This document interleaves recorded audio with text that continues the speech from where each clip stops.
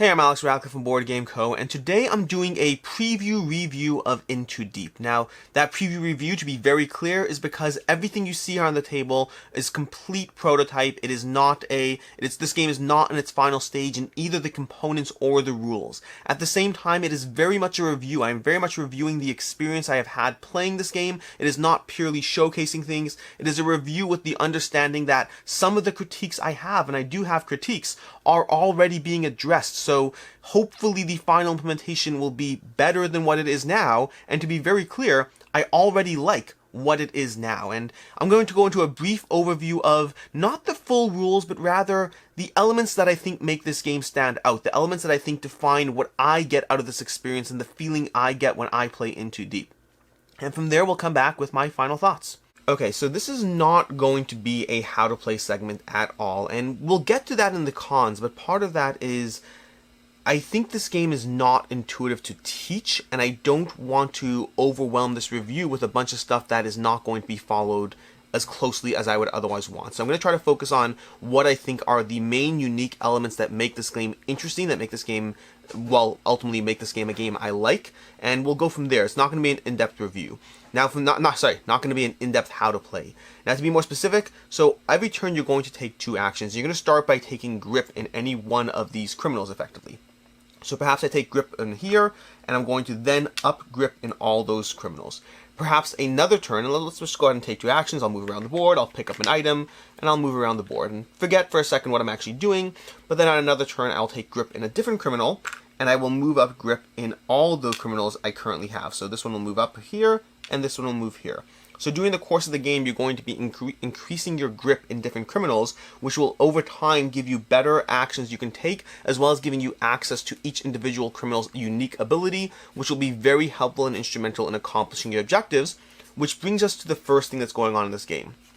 In this game, you're going to be achieving both story cards and event cards, and the goal of this game, ultimately it's a puzzle. Ultimately, it's all about configurations.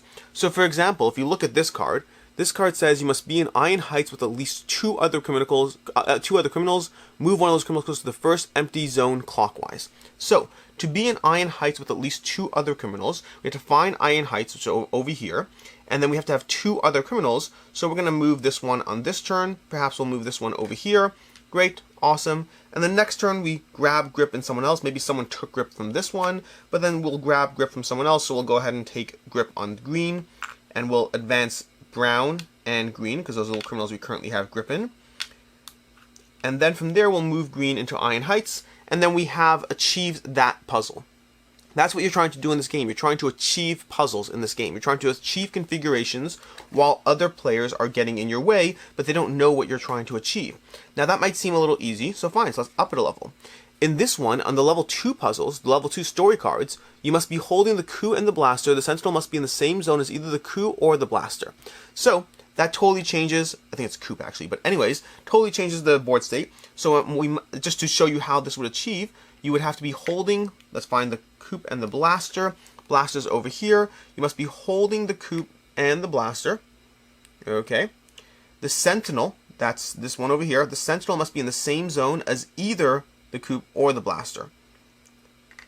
Drop one of the items. Okay? So, and you can have different characters holding them. Sorry, you have to have different characters holding them. So, and then the sentinel needs to be that. So you need to achieve a totally different board state going on here. Meaning throughout the game, what you're going to be doing is you're going to be utilizing your actions to move your characters around the board in order to specifically achieve different states on the story cards. And while initially it might seem like a little easy, okay, great, I have to move this, I have to move that. When you get, the first time someone draws a level 3 story card, and I'm not going to overly get into it, but the first time someone draws a level 3 story card, they will look at that card and say, how in the world does anyone achieve this? And yet by the end of the game, they will have achieved multiple of these level 3 story cards. So the game is constantly introducing more and more complex puzzles that will ultimately involve needing to level up your grip in different characters so that you can cascade multiple actions in a row, because as you go up in grip, you will have the opportunity to take multiple actions. Additionally, you will want to get your hands on many of those special event tokens, because you can cash those in during your turn as well in order to take more actions or more powerful actions or do more on a turn. You also want to keep an eye on what other players are trying to do. Which characters do they seem to be taking control of? Because if you can pay attention to that, you will have a better idea of which characters, which players in the game are going to potentially get in your way, messing up your plans, or possibly aiding your plans through their own movement of the board state. And everything is secret, so there's no perfect way to mess things up, but at the same time, the nature of just moving things constantly around while you try to achieve your goals means people can mess you up even by mistake. And again, we'll cover that in the pros and cons of the game, my own personal review of the game and how I feel about it. But the first thing that makes this game unique, that makes it really special, is this constant trying to achieve puzzles of different board states throughout the game. That is a big part of it. There's also many thematic elements of the game. Again, we're not touching upon a lot of things, but every time you use an ability on a zone, zones are going to, the game's going to start off with having a few of these here, and let's say maybe these two over here, and one over here. And then when you use an ability of a zone, each zone has an ability, so let's say I use this ability over here, then one of these will effectively transfer from each of these to here, making this the hottest zone. In other words, what's happening is every time someone uses an ability, that zone attracts more attention, and it's harder to use that ability until other places have attracted attention. It's a great, very thematic tie-in to the game.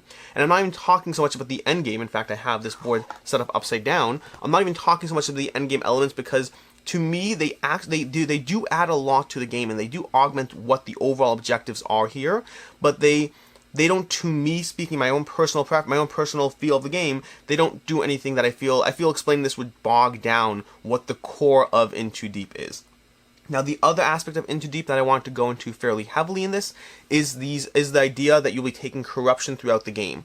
Throughout the game, as you get rewards on different story cards, you'll constantly be choosing between getting more prestige versus more corruption cards and filing different tokens. And those corruption cards are a big part of the game because at the end of the game, these corruption cards will all give you different ways of scoring points, but they'll have different numbers in the corner of how much corruption they are worth, how much corruption you'll be taking.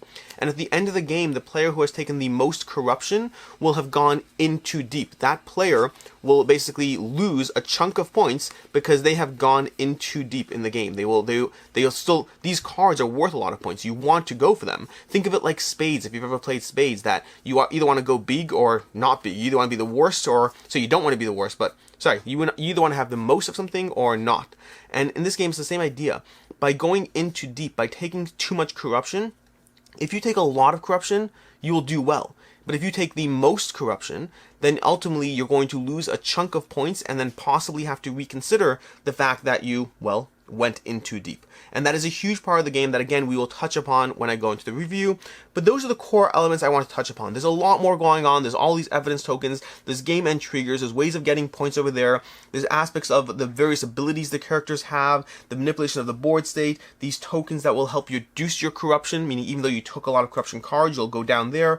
A lot going on in this game. But again, I'm trying to focus on the two main elements, which for me are the unique puzzle state, as well as the going into deep, the corruption element that will be a big part of the game. And from there, let's go into my review. So that's basically it. That is ultimately how you, again, it's not really how you play because I didn't go into the full overview of the rules, and that's going to be something we talk about in the cons, but that aspect of this game is a little bit not intuitive to teach, but I am jumping ahead. So to go through it, my usual review format at this point is I go through the pros, the things I liked, what I didn't like about the game, the cons, and then what I can see being a problem for others and why they don't particularly bother me. So to start off with, this game is a giant puzzle, and I tend to like that in games. I tend to like the puzzly aspect of, okay, great, I just drew a story card, I need to figure out how to achieve this objective over here. Well, I'm gonna have to move this character there and that character there and pick up that item, move it there, and make sure the sentinel's in this zone. It sounds a little tedious when you say it, but when you're actually trying to make it work on the board state, I really enjoy it. It's similar to many puzzle games that you're trying to make a configuration work, whether Dimension or any of the other numerous puzzle games that I can't immediately think of because I didn't prep for it. But either way, it gives you that feel that I really enjoy in a puzzle. It's one of the reasons I like polyomino games to begin with, because I like the puzzle nature of a game, and this very much introduces a unique game state, but it does so in a slightly different way because of how subject it is to people messing it up. It's not a typical, oh look, I finished my puzzle first. It's hard to finish your puzzle first because players are constantly getting in your way. And which leads me to my second pro, which is the ability tokens feel different. The ability tokens give you more control over that game state. There are a lot of different ability tokens that give you extra actions or modify your actions or let you move a person here or do different things that will give you that control that is often necessary, especially at the higher story cards. That level of control is necessary to getting the job done. And I like the fact, by the way, that the puzzles are different every game. This is not, I mentioned Dimension a second ago. Dimension is a game where each time you get a puzzle card, it's the same every time you get it. It doesn't really matter. But in this game, because of the fact that the board state is constantly changing, because of the fact that when you set up the game, the configuration is going to be different, and because as the game progresses, the different characters or pieces will be in different zones, it's a puzzle that might be easy when you draw it, will be totally different in a different game. They're going to adjust how, there's an inherent just variety of how these puzzles will play out every time you play it. Now, another thing I love, and it goes in hand with those tokens, is the grip mechanic of the game. Throughout the game, you're going slowly going to be taking control of characters, and then leveling up your grip in the characters you have control of. That will both unlock abilities on those characters, as well as at a certain point you can start trading that in to take extra actions, which can be incredibly impactful, because those extra actions, like I said, at those higher story cards, those extra actions will be key. So I like the fact that it's not only presenting you with a puzzle, a very difficult puzzle, puzzles that people can get in the way of, but it gives you the tools to overcome that as you play the game. I also like the fact that going on that grip mechanic, there's an inherent catch-up mechanic in the game, in the sense that a player who's able to lock on to multiple characters simultaneously and escalate the grip in all those characters will almost inherently do better than players who have one or two characters. And that introduces an element of, when you are trying to achieve your own objectives, you're always going to target whoever you believe, and believe is the key word here, whoever you believe is winning, you are likely to target that character by taking their villains away, their characters, and reducing their ability to get multiple grip. So the people who people think are winning will ultimately be targeted by others, they'll have a harder time escalating their grip in multiple characters. They'll often only have one or two, because other players will be taking their characters away from them so that they can level up their grip while also hurting the front player. It's a good catch-up mechanic that is subtle enough that it helps, but it's not so powerful that it's going to make or break the game, which is basically how a good catch-up mechanic should work. I like the thematic tie-ins of the game, in the sense that this game is something that makes a lot more sense when you think of it thematically, when you think of how the gameplay is working thematically, that you are taking control of these otherwise villains, and you're elevating the grip in those characters, that you're trying to achieve certain objectives with them, the whole end game scoring. If you think of this as more of a thematic game, it works a lot more. The whole concept of going in too deep, of trying to achieve your aims but potentially getting, sucked in too much, and of crossing those ethical lines or whatnot, the thematic element of the game really does come across pretty well. And as well as that, I like the unique feel of the game, both in the art and the components, as well as the actual game. The art is amazing. The art really works well for what this game is going for. It has that very cyberpunk feel to it. It's like, slightly neon colors, not overdone. It really works well for the game state. But as well as that, the unique feel of the game, that this aspect that you're trying to achieve this puzzle and hook into other characters and achieve your objectives while not going in too deep. I can't think of any other game that really falls into that zone in a similar way, which I like, because it makes the game feel different, which I always value in any board game that I'm getting. I like when a game distinguishes itself such that I want it, because I can't compare it to another game. I can't say, well, I'd rather just play that instead of this. I don't know what I would rather play instead of In Too Deep, because no other game I own really mimics the feeling of In Too Deep.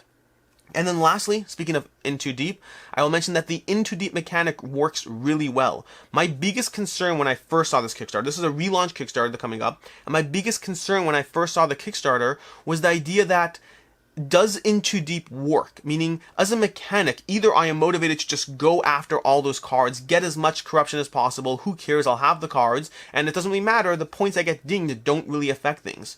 Or is it just way too dangerous and you have to stay far away from it? The mechanics like that have to be fine-tuned. They have to be balanced in order to work well. And I was concerned that it wouldn't.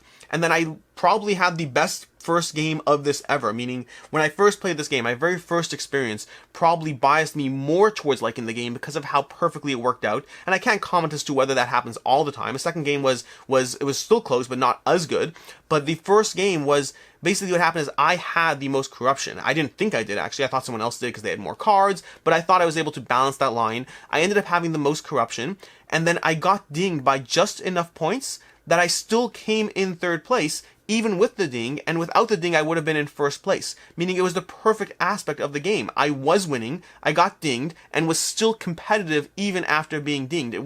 It made it so that I really walked into this game, or future games of this game, understanding and knowing that the in too deep mechanic works really well. You do have to juggle it. You have to go for those cards, or you stand no chance of winning the game against the other players who are. But you also want to monitor what the other players are doing and how much they are doing it, because if you go too far, you might actually end up losing like I did, because you had just a little bit more corruption than other players. And there are mechanics in the game to mitigate that, both these tokens as well as challenging other players. There are mechanics to adjust that corruption, but it's really something you definitely need to pay attention to, and it's something that does matter in this game, which is a big deal for me. And from there, let's go into what I didn't like, what didn't work for me, what bothered me about this game. And I will say both of these elements, there's only two things I can really think of, and maybe a third, but we'll get to that. The two main things that I didn't like, and they are both being addressed by the publisher. So understand that my critiques are my current critiques. They may or may not be final depending on how the game state changes, but I do know they are already being addressed in different ways. I don't know if they'll address them in a way that makes me feel better about them or not, but understand that, they are in progress or whatnot. And those are, first of all, is the ability tokens vary wildly in how good they are. Some ability tokens feel like they are game breaking. They will let you achieve your level 3 story card. It's amazing, it's awesome, it's great. And others feel like, well, I guess I have to pick one of these tokens. It might help me at some point. They do vary wildly in how good they are, and while not necessarily a huge problem, especially if someone else just got an amazing token that's going to help them achieve a story card, and you're left with 3 tokens on the board that none of them feel particularly meaningful, it does suck just a little bit. And I know that they are already addressing that. I know they're gathering feedback and they've heard that already, so it may be something we see balanced further out or not, or maybe it be something that I just end up not liking about the game, and that's okay, because I still like this game. And the second thing is the 4-player count. I played this game twice, once at 4 players, once at 3 players, and I find 3 players to be significantly better, because I don't mind the aspect that other players are getting in my way. I really don't. It works well for what the game is trying to do. But in a 4-player game, the fact that 3 other players are changing the board state before it comes back to you means it really, at certain points, feels like, why am I even trying? Because so much is going to change before it comes back to me. Now, you'll still be able to eventually achieve your story cards. And even in a 4-player game, we still had enough of control that we were eventually able to achieve our goals. But it certainly felt more frustrating along the way, and at times felt like you didn't even need to bother paying attention until the person right in front of you, because so much is changing, it doesn't really matter. There's no point planning your turn when the board state's going to change so much before it comes back to you. 3 players felt significantly better, both in terms of the ability to get things done on the board, as well as the amount of grip you got in different characters. Again, that 4-player game, you're still controlling the same number of characters, and so that grip you have a harder time escalating your grip as high as you want in a 4-player game, which means less extra actions as you get your guys higher up this track. Versus in a 3-player game, because you have the guys higher up in the track, and because there's less interference on this board, there's more control. To be clear, I enjoyed both games, but I think in its current state, I would be hesitant to pull it out at 4 players, because I find it so much more enjoyable with 3. And that is definitely a con for me. But again, I do know it's one that they are aware of and fine-tuning, so take that with a grain of salt, because it may very well be different in its final iteration. And lastly, we go to the things that I can see being a problem for other people. And those are really 3 things. And the first is that it's not intuitive to teach at all. This game is there's a lot going on here, and it doesn't really make sense. You have to try to explain concepts first, then introduce the board state, and really you have to go through the sequence of moves. Now, to be clear, it doesn't actually take that much time to teach. I find that the best way to teach this game is to explain those concepts, and then just go through a practice round as you show people, here, look, here's like 5 or 6 turns or moves around the board, while we try to figure out what you're trying to do and how to set things up. And then as soon as you do that, it suddenly all clicks. It makes sense as soon as you start doing it. But it's one of those games where you kind of do have to play, at least in my experience, you kind of do have to play it out before it starts clicking, because this does something unique, which, like I said, is a pro in the overall game, but it does make it a con when it comes time to teaching the game. And the secondly, what I don't like is what I can see others not liking is the memory aspect. Over here, these tokens are slowly going to be moving into this board over here, which trigger the end of round scoring each round, the end of the age or end of the round or whatnot, and there is a memory element at play. It is not a huge deal, it is not significant, it's one of those things that doesn't really bother me, because I didn't really mar my enjoyment of the game, but I can certainly see it being annoying for others. In general, when there's a memory aspect in games and you kind of have to either be good at the memory aspect or just give up on it entirely, it's something that can be frustrating. For myself, it just didn't bother me, but to put it differently, while it didn't bother me, if I were watching this review and I saw someone say it, it might have, negatively turned me against that aspect of the game. But it's a small aspect, it is not super impactful, but it certainly is something to be aware that there is a memory element to this game. And then lastly, and this is something I touched upon already, but it didn't really bother me because of the manipulation, but achieving puzzles can be a lot of luck. Now, I don't mean that aspect that you have to work for it, that's fine, that balances out and there's mitigation, but at the end of the day, I might draw a story one card and then just have to move one person and achieve it because the board state happened to work out that way. And then you might draw a story one card and have to take 3 turns and use an extra action in order to achieve that puzzle. And over the course of the game, the reason this doesn't bother me is over the course of the game, that should average out. You and I and whoever else is at the table should have a roughly even amount of distribution in which story cards were easier to achieve because the board state suited it, versus which story cards you really had to struggle to get the job done. So over time, it should even out, which is why it doesn't bother me. But if it doesn't even out, you are looking at a game where someone else just might have to try harder for the same eventual goal. And that can certainly be a problem for other people. At the end of the day, my final thoughts on Into Deep is I really like this game. I like this game, first of all, the production value will be off the charts. I'm saying that with complete confidence. This is Burnt Island Games. Burnt Island Games has done Endeavor Age of Sail, they've done In the Hall of the Mountain King. Both those games are absolutely beautiful, and I can't wait to have this game on the table in a significantly more deluxified version with miniatures, with the token upgrades, with everything just looking all amazing. And so offhand, I'm already interested just because of the production value that Burnt Island Games historically brings to the table. Secondly, the game feels very different. It's the kind of game that I only have a handful of games I can think of offhand. I have Cryptid, Tobago, In the Hall of the Mountain King by Burnt Island Games. There are a handful of games in my collection that tend to feel so different and unique that I don't have a clear comparison to other games. I can't just say, oh, well, I'd rather play that Euro, because they are different. This game provides a very different feel from many other games that I have in my collection, and as soon as I played my first play, I told the publisher, I was like, I had the Tabletop Simulator. My first play of this game was Tabletop Simulator with the publisher and a few other people. And I told him, I was like, I want in. I want in on this game because that was a thoroughly enjoyable experience. I really liked the aspect of moving around the board. And like I said, that was with both cons in play. It was with the ability tokens that felt somewhat mismatched in their ability, as well as at a 4-player count. But it really was a lot of fun to play out those puzzles, to try to manipulate the board state, and it does give me a very different experience. This is a game that I thoroughly enjoyed the uniqueness and the feel that it brings to the table, and to that end, it is one that I certainly want to add to my collection. Ultimately, this is an interesting one. It is a very different game, and that is something you should take into account whether you back it, buy it, whatever it is definitely a very different game. For myself, it's one that I enjoyed, but it does bring a different feel to the table than likely most other games in your collection.